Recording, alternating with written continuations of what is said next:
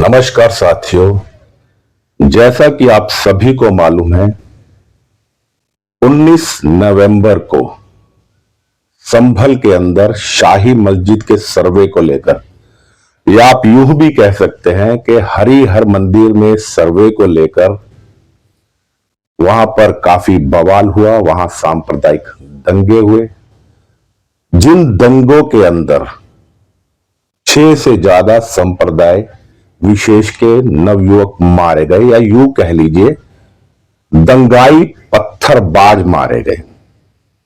आज इस घटना को बीते हुए तकरीबन 11 दिन हो चुके हैं। संभल की आग धीरे धीरे शांत होती जा रही, लेकिन कुछ भड़काऊ मौलाना मौलवी और राजनीतिक दल इस आग को दोबारा हवा दे रहे हैं और इस आग को दोबारा सुलगाने की कोशिश कर रहे हैं। जी हां, मैं बात कर रहा हूं तौकीर रजा की। कल संभल जाते हुए तौकीर रजा ने भड़काऊ बयान दिया। मैं इस मौलाना को कोई तवज्जो नहीं देता और इसकी बात भी नहीं आपसे करूंगा। आज समाजवादी पार्टी का एक डेलीगेशन संभल के लिए निकला, जबकि प्रशासन ने वहां पर धारा 144 या नई धारा के तहत आप 168 कह सकते हैं और 189 लगा रखी थी कि संभल में कोई भी बाहरी व्यक्ति प्रवेश नहीं करेगा, ना ही वहां 4 से ज्यादा व्यक्ति इकट्ठे हो सकते। इंटरनेट पर भी बैन लगा दिया गया था, जिसे कल खोल दिया गया है, यानी जुम्मे की नमाज के बाद। यह सब इसलिए किया गया कि शायद जुम्मे पर वहां कोई दंगा हो सकता था, दंगा ना भड़क जाए। लेकिन समाजवादी पार्टी फिर दोबारा इस आग को हवा दे रही है। आज समाजवादी पार्टी का एक प्रतिनिधि मंडल यानी डेलीगेशन वहां पहुंचा, माता प्रसाद जी की अगुवाई में। प्रशासन ने जब उनको रोका तो वो वहां जाने की जिद पर अड़ गए। जब उनको नहीं जाने दिया तो आज समाजवादी पार्टी के मुखिया यानी अखिलेश यादव ने, जो हिंसा में वहां दंगाई या नवयुवक मारे गए थे, पत्थरबाज मासूम, उनके लिए 5 लाख रुपए के मुआवजे का ऐलान कर दिया। सांत्वना राशि या मुआवजे का ऐलान उन लोगों के लिए होता है जो किसी दुर्घटना में मारे गए हों, जैसे विमान दुर्घटना, रेल दुर्घटना, कोई प्राकृतिक आपदा में मारे गए हों। लेकिन जब तक यह साबित नहीं हो जाता कि ये युवक दंगाई थे या निर्दोष थे, तब तक आप मुआवजे का ऐलान कैसे कर सकते हैं। और समाजवादी पार्टी ने यह मांग भी रखी कि हम अपनी तरफ से इन परिवारों को 5-5 लाख रुपया देंगे और सरकारी अनुदान से इनके परिवार वालों को 1-1 करोड़ रुपया मिलना चाहिए। क्या इन्होंने कोई देश के लिए बलिदान दिया है? 1 करोड़ रुपए की धनराशि उनको दी जाती है, उन परिवारों को जिनके नौजवानों ने देश के लिए कुछ अच्छा किया हो, जिन्होंने देश के लिए बलिदान किया हो। पोस्टमार्टम रिपोर्ट में यह साफ जाहिर हो गया है, सत्यता की पुष्टि हो गई है कि वो पुलिस की गोली से नहीं मरे, बल्कि 15 बोर के कारतूस से मरे हैं, 15 mm के, जो पुलिस वालों के पास नहीं होती। वह कारतूस जो अवैध कट्टों में यूज होता है या देसी हथियारों में यूज होता है। और पोस्टमार्टम रिपोर्ट में यह भी मालूम पड़ा है कि वो बिल्कुल सटा के गोली मारी गई है। वहां के स्थानीय विधायक और सांसद जो है बर्क साहब, उनकी आपसी लड़ाई यानी तुर्कों की और पठानों की लड़ाई में वह नवयुवक एक दूसरे के हाथों मारे गए हैं। पुलिस की जांच और थ्योरी यह बता रही है। तो क्यों समाजवादी पार्टी जांच से पहले ही उनके लिए मुआवजों का ऐलान कर रही है? इसका मतलब तो यह हुआ कि संभल के दंगाई समाजवादियों के भाई। ऐसा ही कश्मीर में पत्थरबाजों के साथ होता था, जो सेना पे पत्थर फेंकते थे उनको मासूम युवक करार दे दिया जाता था और सेना के अधिकारियों के खिलाफ केस चलते थे।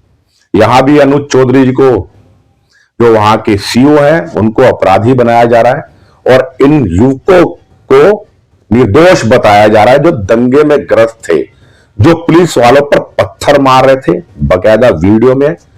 मैं किसी धर्म विशेष का विरोधी नहीं हूं, लेकिन यहां पर सवाल यह उठता है सर्वे से भाई इनको ऐतराज क्यों है, और ये कहते हैं वर्शिप एक्ट का उल्लंघन हो रहा है 1991 का। तो मैं इस मामले में आपको खुलासा कर दूं कि यह जो जामा मस्जिद या कथित हरिहर मंदिर है, ये कोई भी पूजा स्थल नहीं है। वर्शिप एक्ट इस पर लागू नहीं होता, ये एएसआई के अधीन है, आर्कोलॉजिकल सर्वे ऑफ इंडिया के अधीन है, और ये एक विवादित ढांचा है जैसे बाबरी मस्जिद थी। तो ये जो इनका तर्क है ना कि वर्शिप एक्ट के तहत कोई सर्वे नहीं हो सकता, ये पुरातत्व विभाग के पास जमीन है। पहले आज से 10 से 12 वर्ष पहले यहां हिंदू भी पूजा करते थे, लेकिन बहुसंख्यक आबादी वहां संप्रदाय विशेष वालों की है। धीरे धीरे उन्होंने वहां पर कब्जा कर लिया और केवल उसको इबादत गाह घोषित कर दिया। ऐसा तमाम भारत के बड़े बड़े मंदिरों के साथ हुआ है। इस देश में आक्रांता आए, इस देश में अंग्रेज भी आए। क्या आपने कभी सुना है पूरे भारतवर्ष में कभी किसी अंग्रेज अधिकारी ने या वहां की सेना ने कोई मंदिर तोड़कर चर्च बनाया हो? लेकिन आप पूरे भारत में जहां भी देखेंगे हमारे मुख्य मंदिर हैं, वहां इनकी मस्जिद क्यों है? क्या इनके पास कोई जगह नहीं थी? जब भारत में आबादी नगण्य थी, इन्होंने जानबूझकर हिंदुओं की भावनाओं को कुठाराघात करते हुए हमारे तमाम बड़े बड़े पूजा स्थलों के ऊपर या साथ में अपनी मस्जिद बना दी। धीरे धीरे वहां पर इन्होंने संप्रदाय विशेष के लोगों को बसाया और हिंदू वहां से पलायन कर गए। ये पूरा मामला है हरिहर मंदिर का। और अब ओवैसी जैसे भड़काऊ भाईजान, समाजवादी पार्टी जैसे जो केवल संप्रदाय विशेष को अपना वोट बैंक समझते हैं, अपने हाथों की कठपुतलियां उनको समझते हैं। लेकिन मैं कहना चाहता हूं अपने मुस्लिम भाइयों से, आज समझदार बनिए। किसी के घर पर अपनी मोहर लगा देना वो घर आपका नहीं हो जाता। सिर्फ हिंदुओं ने 3 मंदिर मांगे थे, राम जन्मभूमि, कृष्ण जन्मभूमि और वाराणसी की ज्ञानवापी मंदिर को। अगर आप सहर्ष दे देते तो इतनी तकरार नहीं होती। और जो बार बार 91 एक्ट का हवाला देते हैं तो उसमें भी आप औंधे मुंह गिरते हैं। मैंने पहले ही बताया ये एएसआई के अधीन आती है इमारत, पुरातत्व विभाग के, तो इस पे ऐसा लागू नहीं होता है। और ये सब कुछ कब हुआ? ये दास वंश के शासकों के द्वारा हुआ, यानी कुतुबुद्दीन ऐबक ने ही कुतुब मीनार स्थापित करी 26 हिंदू जैन मंदिरों को तोड़कर। और बाबर के जमाने में ही राम जन्मभूमि को तोड़ा गया, हरिहर मंदिर को तोड़ा गया। अगर आज हिंदू अपनी आस्था जताते हुए उन पर अपना हक जता रहा है तो मुसलमान भाइयों को चाहिए सहज सम्मति से ये सब उनको सौंप दे आगे, ताकि कोई विवाद ना हो। लेकिन कुछ नेता और भड़काऊ मौलाना मौलवी इन आग को हवा दे रहे हैं, तो कीर राजा जैसे मौलाना। बाकी आप समझदार हैं, मैंने आपको बता दिया है। फिर वही प्रश्न दोहराता हूं, क्या अगर वो नवयुवक, संप्रदाय विशेष के युवक दोषी निकलते हैं तो क्या उनको मुआवजा मिलना चाहिए या नहीं मिलना चाहिए? आप मुझे कमेंट्स बॉक्स में आकर अपने विचारों से अवगत अवश्य करवाएं। बस इसी के साथ अपनी वाणी को विराम देता हूं। मैं राजेश भसीन, संवाद नेशन के साथ। जय हिंद, जय भारत।